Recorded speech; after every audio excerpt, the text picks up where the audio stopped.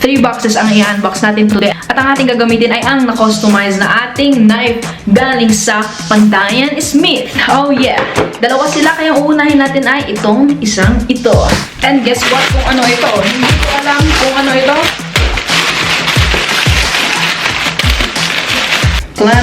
C-clamp stand. Ito yung C-clamp stand para meron na pong mag-hold doon sa camera natin kung gusto natin na may i-view sa table natin.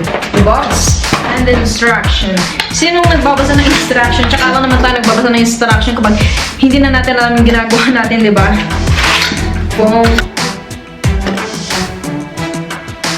Tsaka natin ilalagay dito. Wow. That was magic. Ngayon, ganito yung itsura niya.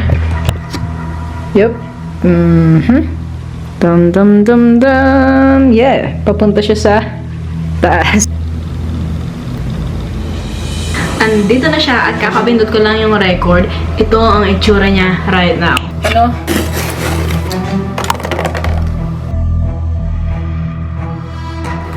I'm so excited to see what is inside of this box.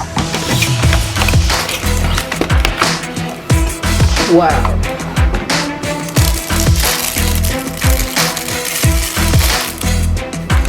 Okay. Remove this thing. Attach this cover. Let's read it. Attach this cover to the battery after used. Fixer sep capuchon a lapel presson o utilization. Okay.